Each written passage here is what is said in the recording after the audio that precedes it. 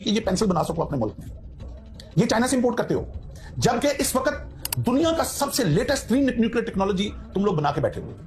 This is a miracle. तुम लोग अपना शार्पनर चाइना से मंगवाते हो, जबकि इस वक्त तुम फाइटर जेट बना रहे हो। उस वक्त हम प्रोडक्शन शुरू हुई थी, यानी कि वो टेक्नोलॉजी अभी JF-17 अल्हम्दुलिल्लाह अभी तो प्रोडक्शन भी हो गई और वर्ल्ड लेटेस्ट जो अभी हमारा जहाज है और वो अभी एक्सपोर्ट भी हो रही है। ये मुझे उसने 1997 बोला, कहता है ये ऐसे ही हो गया।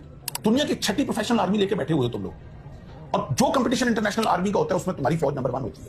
कहता है ये ऐसे ही हो गया, जबकि तुम लोग इस वक्त IMF के कर्जे के अंदर गुडे हुए। ये कौन कर रहा है? ये बाय डिवाइन हो रहा है, somebody is doing it।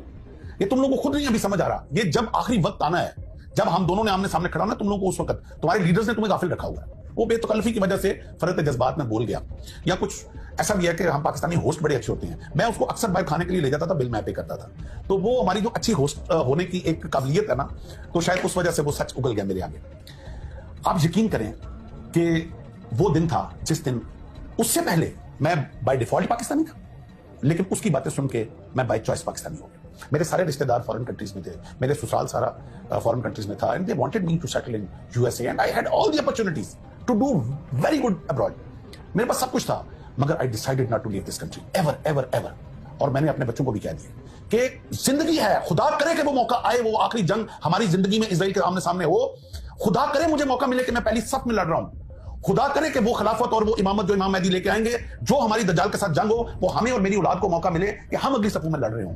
इसलिए हम कभी ये ना इस मुल्क को छोड़ सकते हैं, न कभी इस मुल्क के ऊपर आंच आने देंगे। हम अपना खून बहा देंगे, क्योंकि हमें अपने दुश्मन से वो बात पता है। वो कहता है तुम लोग इस वक्त जो एग्रीकल्चर रेवोल्यूशन, तुम्हारा इंडिया पानी, ये मुझे उसने बताया 1970 कि इंडिया प्लान कर रहा है तुम्हारा एग्रीकल्चर तबाह करने के लिए, और तुम्हारा सारा पानी बंद कर रहा है, और तुम्हारे अपने बिके हुए बीच में जो पानी बंद करवा रहे हैं। और बाद में वो जमात रिशा पकड़ा गया जो बिका हुआ था, खुदा लानत करे उसके ऊपर और उसके आल औलाद के ऊपर, जो ऐसा शख्स पैदा हुआ जिसने अपने मुल्क का सौदा किया और हमारे पानी को बर्बाद किया जाके, जो दरियाओं का उसने इंडिया के साथ सौदा किया। तो भाई ये हबील और कबील की जंग है, ये हक और सच की जंग है। ये डे 1 से जिस दिन इंसानियत बनी है ये जारी हुई, ये जंग जारी रहेगी। अब आपकी चॉइस है, आपने हक के साथ खड़े होना है या आपने बातिल के साथ खड़े होना है। ये जंग आदम के बाद हबील और कबील में जारी रही, ये मूसा और फिरौन में जारी रही, ये नबी करीम सल्लल्लाहु अलैहि वसल्लम और कुरैश के बीच में जंग जारी रही, ये बाद में हुसैन और यजीद की जंग है। ये हक और बातिल क़यामत तक रहेगी।